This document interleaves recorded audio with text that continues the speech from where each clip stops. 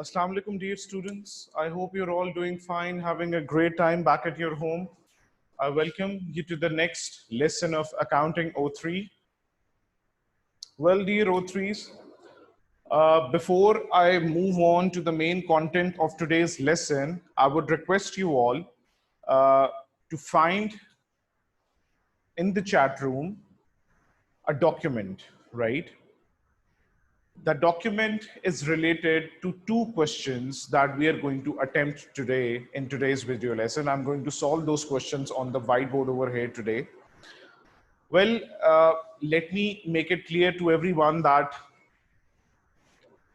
after solving these questions, you'll all be able to attempt the questions related to the accounting basics and books of prime entry and ledgers very easily and conveniently.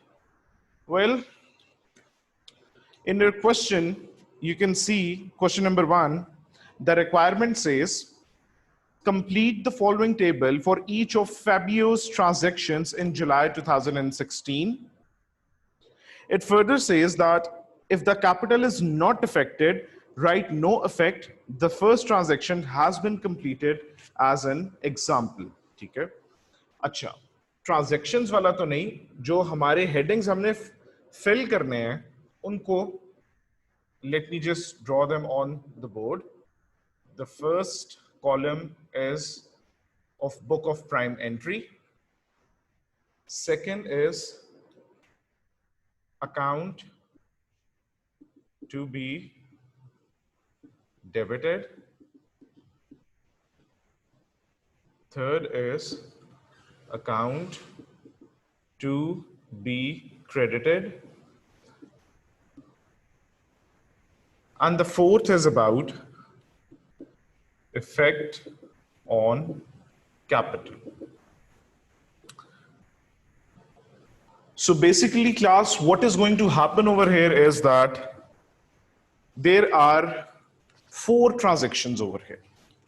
And for every transaction, we have to tell them that in which book of prime entry that transaction would be recorded. For that particular transaction, which account will be debited and which would be credited, and for that particular transaction, what would be the effect on capital. ये हमने बता दिया, ठीक है? अच्छा, अगर आप पहली एंट्री देखें तो it's sold goods costing $900 on credit to Noah for the list price of $1,500.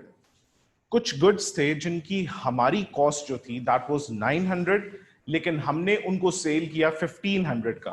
तो सेल्स की एंट्री क्या होगी? फर्स्ट ऑफ ऑल रिसीवेबल जो कि है Noah account debit to sales account credit.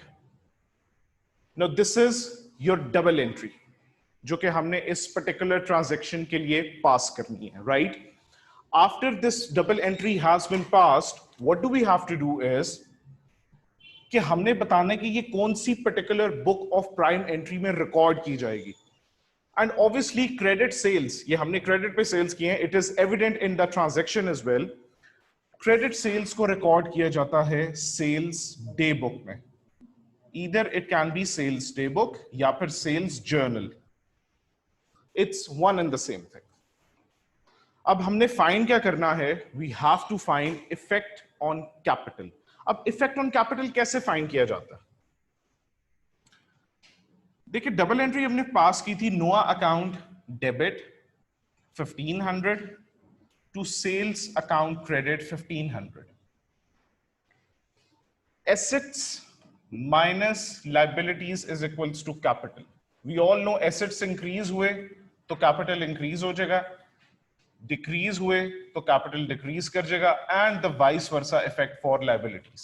ठीक है, ये हमने सारे रूल्स पढ़े थे.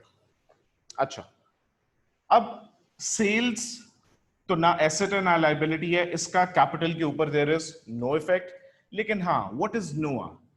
नोआ इज बेसिकली एन एसेट. ठीक है, और एसेट यहां पर इंक्रीज हो रहा है कितने से? 1500 से, राइट? लेकिन ये एसेट इंक्रीज किस तरह हुआ है? ये एसेट इंक्रीज हुआ है गुड्स सेल करके. हमारी मतलब जो इन्वेंट्री थी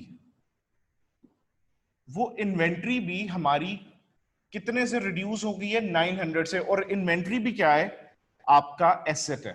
तो एसेट एक जगह जहां 1500 से बिकॉज ऑफ रिसीवेबल इंक्रीज हो रहा है, वहां पर ही बिकॉज ऑफ इन्वेंट्री वो रिड्यूस भी हो रहा है। तो ओवरऑल अगर हम देखें तो एसेट के ऊपर जो इंपैक्ट आ रहा है वो आ रहा है इंक्रीज का, कितने से, $600 से। And we all know the rule that whenever an asset is increased, your capital is increased as well. और वो कितनी amount से increase करेगा, $600 से. So effect on capital for the first transaction is plus $600. I hope it's clear to everyone. This was about the first transaction. Moving on to the second transaction, उसको देखते हैं.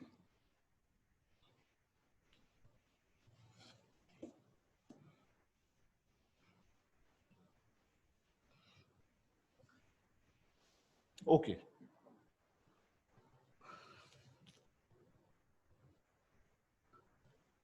Noah returned goods with a list price of $100.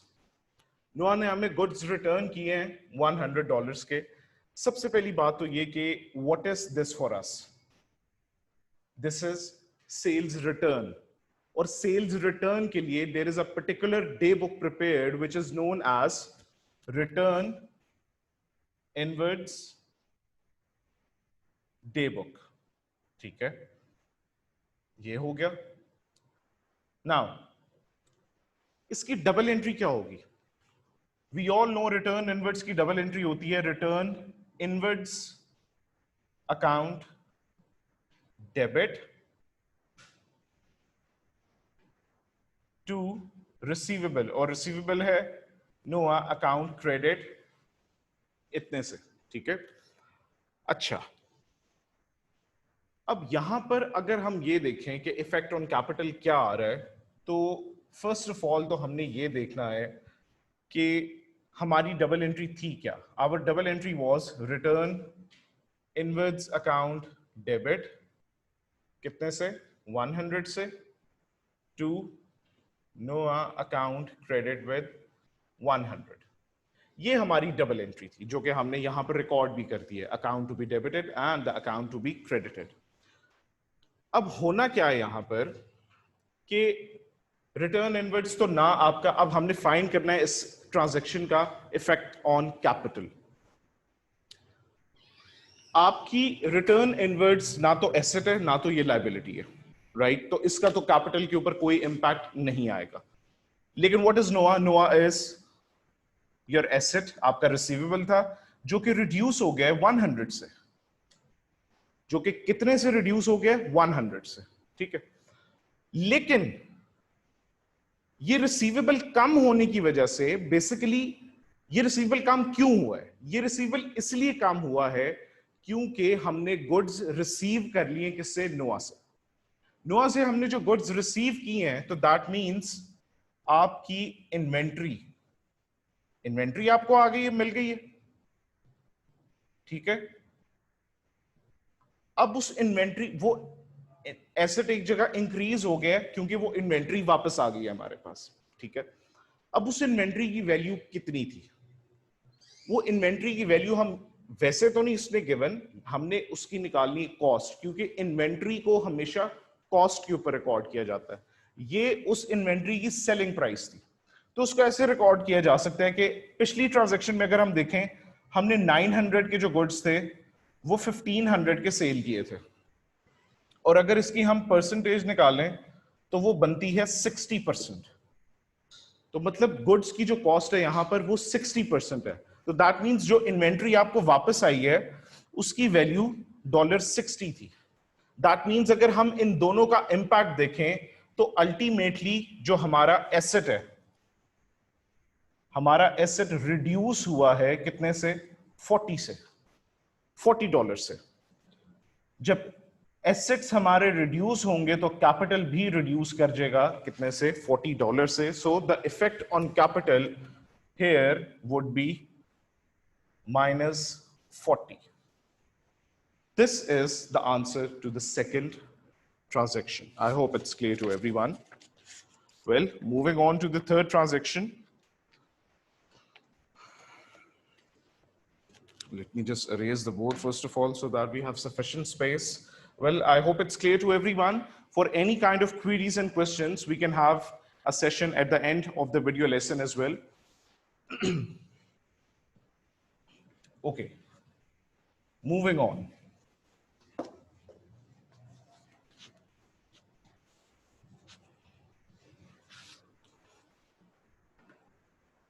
The third transaction.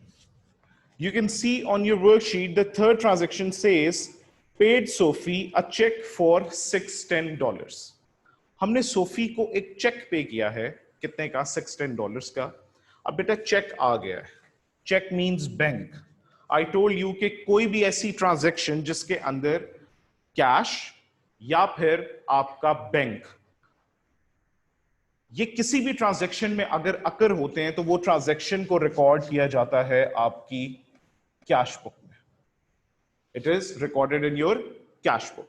तो book of prime entry तो इसकी cash book है. Now which account is going to be debited? अगर मैं यहां पर भी लिखूं तो इसकी बड़ी सिंपल सी एंट्री है. सोफी आपकी लायबिलिटी थी, तो Sophie account debit with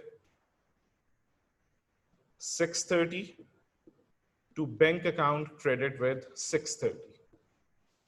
So the entry would be account to be debited is Sophie and account to be credited is bank. अब effect on capital देखना है. ठीक है जी, देख लेते हैं. अब सोफी को हमने पेमेंट की है, दैट मीन्स सोफी हमारी लायबिलिटी थी और ये लायबिलिटी हमारी रिड्यूस हो रही है क्योंकि हमने उसको पेमेंट कर दी है. तो लायबिलिटी कितने से रिड्यूस हुई? 630 से.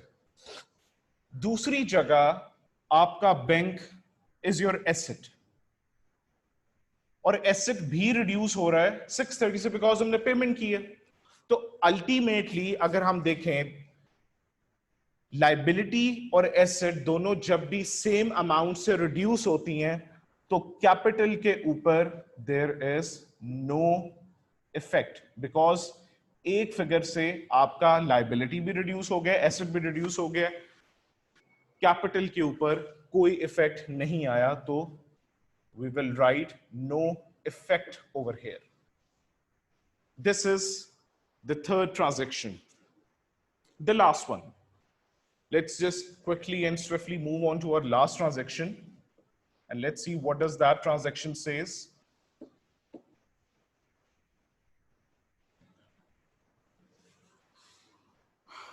The final transaction says a debt 230 owed by Zan was written off.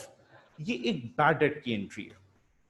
Write off करने का क्या मतलब है कि it is no longer a part of our receivables now, क्योंकि ये बैंकरप्ट हो गया, हमने इसको राइट ऑफ कर दिया, इससे हमें पैसे नहीं मिलेंगे.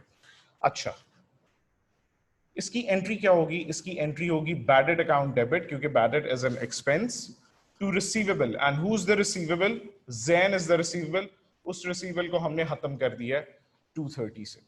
अच्छा जी, अब इसकी डे बुक कौन सी है? बेटा ना तो ये सेल है, ना ये सेल्स रिटर्न है, ना परचेज है, ना परचेज रिटर्न है, ना इसमें कोई कैश इन्वॉल्व है. तो ये कौन सी कैटेगरी है ट्रांजैक्शंस की?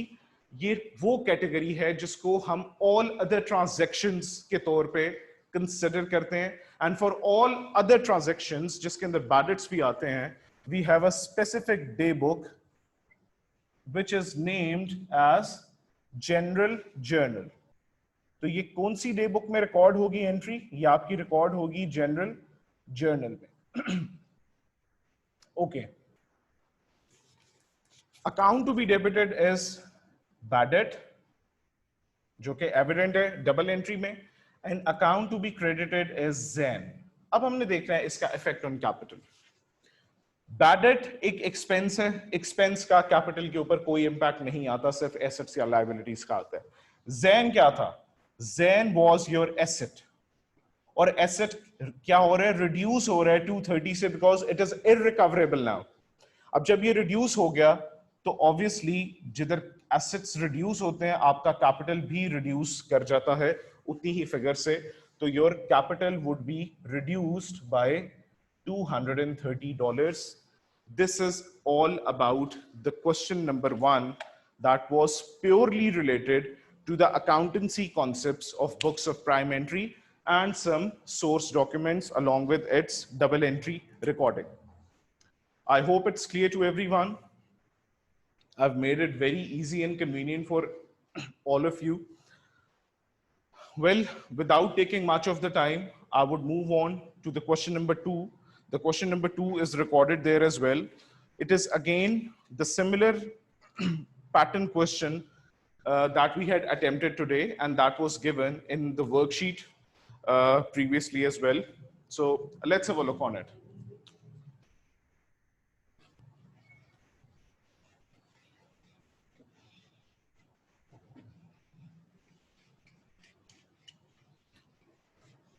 Secondly, class, I would like to urge everyone that please try your best to attend your video lessons on daily basis so that we can use this ample time in the most effective manner. I would love to see your solved worksheets as well. And apart from that, we are here after every video lesson to have your questions and queries for the day. So I request you all to please attend your lessons timely and to have some question and answer sessions so that you may just clear out any ambiguity or inquiries that may arise in your mind. Let's move on to this question number 2. On your worksheet that was uploaded in the chat room, you can see another question. The question says, Nor purchases goods from Adam. वही वाला question आ गया T account वाला, जहां पर हमने या तो sales laser draw up करना है या परचेज लेजर ड्रॉ करना है. वो कहता है nor purchases goods from Adam. That means nor is basically a customer क्योंकि वो परचेजेस कर रहा है, and Adam is a supplier. Obviously अगर नॉर एडम से गुड्स परचेज कर रहा है तो ये कस्टमर, तो इट्स अंडरस्टूड कि वो सप्लायर है उसका, right? On 1st April, Nor owed Adam 1500. Nor ने एडम के कितने पैसे देने हैं? $1500. तो मैं एक बात यहां पर आपको बताता चलूं, अगर तो वो बात करेगा एडम के लेजर या बुक्स की, तो दैट मींस हमने ड्रॉ करना है एक sales ledger. Why so? Because Adam उसको सेल्स कर रहा है. हमने क्या देखना होता है रिक्वायरमेंट में कि वो किसके लेजर या बुक्स की बात कर रहे हैं, कि किसके लेजर या बुक्स में किसका अकाउंट ड्रॉ करना है. ठीक है, अगर तो वो एडम की बुक्स में नॉर का अकाउंट मांगेगा तो that means we are drawing up a sales ledger. हाँ, अगर वो नॉर की लेजर्स या बुक्स की बात करे और कहे कि नॉर की बुक्स में आप अकाउंट ड्रॉ करो किसका? एडम का, तो दैट मींस वो आपसे परचेज लेजर मांग रहा है, right? Why so? Because nor Adam से परचेजेस कर रहे हैं. ठीक है, अब ये कुछ ट्रांजैक्शंस हैं, उन ट्रांजैक्शंस पे हम बाद में आते हैं. पहले हम इसकी पहली रिक्वायरमेंट देखते हैं, वो क्या है. It says prepare the account of Adam in the laser of nor. किसके लेजर की बात हो रही है? नॉर की. नॉर के लेजर में हमने अकाउंट बनाना है किसका? एडम का. दैट मींस हमने एक परचेज लेजर ड्रॉ करना है. द सिंपल रूल इज, आपने ये देखना है वो रिक्वायरमेंट में किसके लेजर्स की बात कर रहे हैं. आपने उसके लेजर के अकाउंट के पॉइंट ऑफ व्यू से उसका अकाउंट ड्रॉ करके डबल एंट्रीज को पास करना है, राइट? ओके, अब एक चीज तो डिसाइडेड है कि परचेज लेजर बनाना है, तो ठीक है, परचेज लेजर बना लेते हैं. सारी एंट्रीज जो पास की जाएंगी वो परचेज के रेलेवेंट पास की जाएंगी. ठीक है,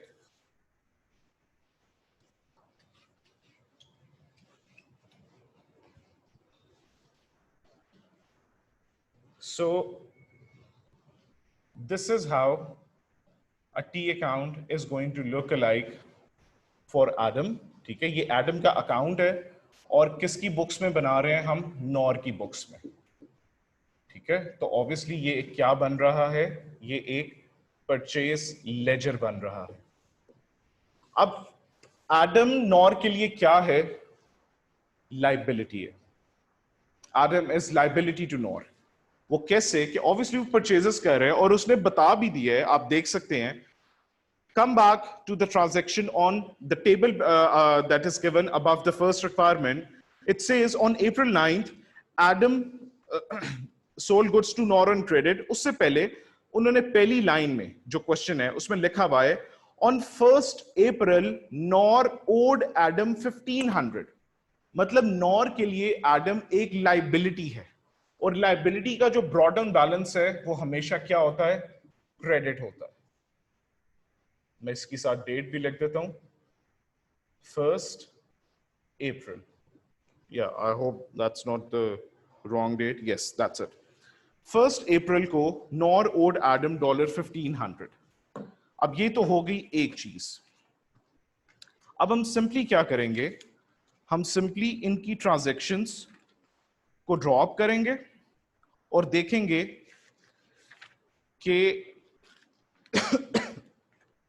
इन ट्रांजैक्शंस को हम अपने टी अकाउंट में कैसे रिकॉर्ड करते हैं. Right, coming up to the first transaction. The first transaction was held on April 9th, which is evident in the table that is given above. It says Adam sold goods to Nor on credit, list price 1200 less 20% trade discount. बेटा Adam ने अगर cell किए हैं goods nor को तो that means nor ने क्या किए हैं, नॉर ने वो गुड्स परचेज किए हैं. क्योंकि हमने नॉर के पॉइंट ऑफ व्यू से रिकॉर्डिंग करनी है तो हम उसको एज अ परचेज रिकॉर्ड करेंगे.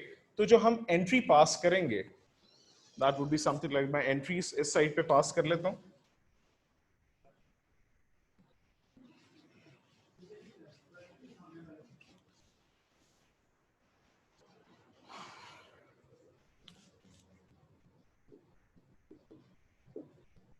जी, April 9th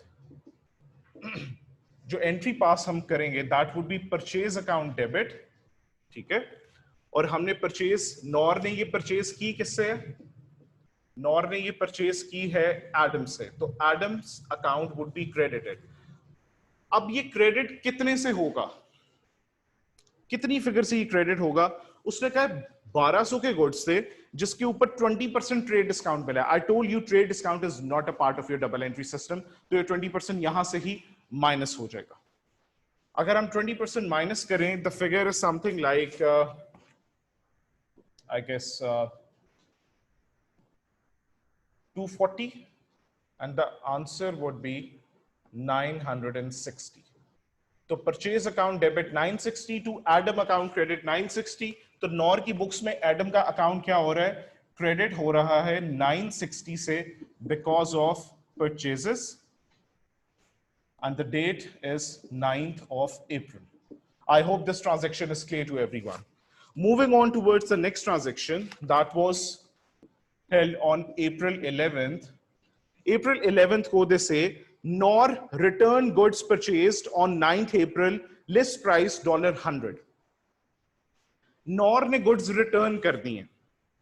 ठीक है, अब जब Nor ने goods return किए हैं, ठीक है, तो एंट्री हम क्या पास करेंगे, नॉर के लिए it was purchases return, return outwards. तो रिटर्न आउटवर्ड्स आपका हो जाएगा क्रेडिट एंड एडम का अकाउंट हो जाएगा डेबिट. अब कितनी अमाउंट से, अमाउंट थी आपकी $100 और उसके ऊपर डिस्काउंट चल रहा था 20% का. ये $100 is your list price. List price वो प्राइस होती है जिसके अंदर से अभी तक हमने डिस्काउंट्स माइनस नहीं किए होते. वो जब हम माइनस करेंगे तो the figure that would be left is $80. तो 80 से ये डेबिट एडम और रिटर्न आउटवर्ड्स क्रेडिट 80 से. तो बिकॉज ऑफ, हम पहले डेट लिख लेते हैं, the date is 11th, April 11th, और एडम हो रहा है आपका debit 80 because of return outwards. It's evident over there मैंने किस तरह उसको डेबिट किया. I hope it's clear to everyone. Moving on to the final transaction. It says कि Nor paid by check the balance on her account at 1st April and was allowed 3% cash discount. Nor ने payment की है check से the balance on her account on 1st April. 1 अप्रैल को उसके account में balance कितना था? इट वॉज $1,500, $1,500 उसने पे कर दिया, ठीक है। तो अप्रैल की 28 को एंट्री क्या बनेगी? द एंट्री वुड बी कि एडम तो आपका हो गया डेबिट, क्योंकि हमने ये लायबिलिटी क्लियर कर दी है 1500 से, और बैंक से आपने पेमेंट की है, लेकिन उस पेमेंट के ऊपर आपको डिस्काउंट मिला है, और वो कितना डिस्काउंट मिला है? 3%। अब फिगर कितनी थी? द फिगर वाज 1500, और इस 1500 के ऊपर यू गॉट डिस्काउंट वर्थ 3%, जो कि बनता है 45। तो दैट मींस आपकी जो फाइनल फिगर बच गई है, जो आपने पे किया, दैट इज 1455।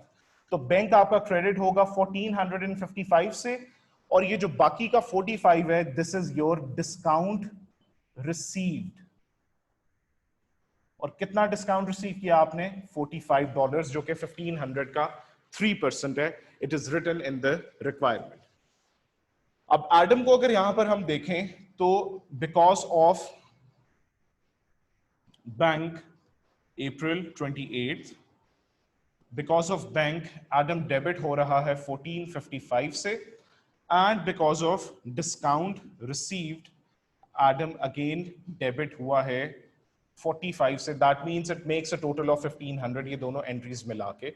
वेल, यहां पर आपकी एंट्रीज हुई खत्म।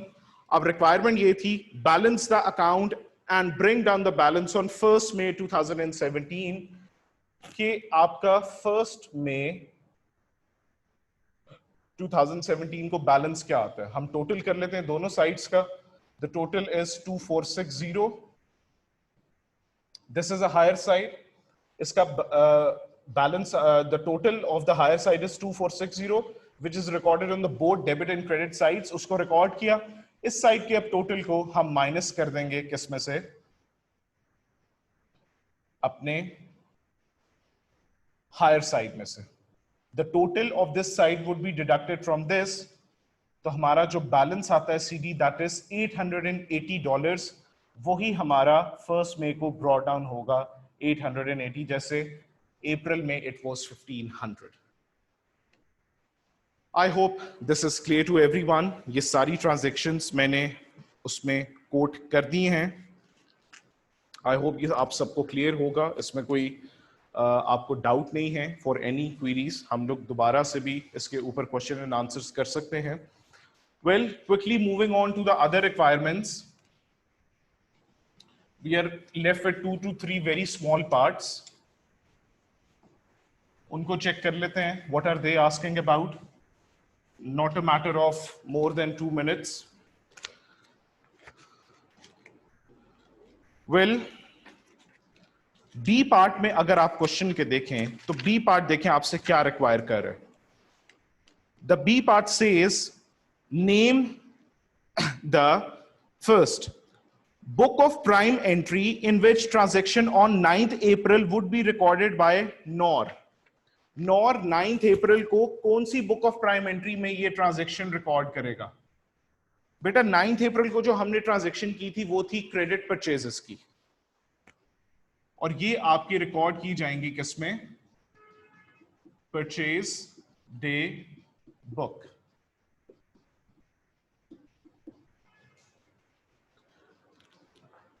एंड हो गया।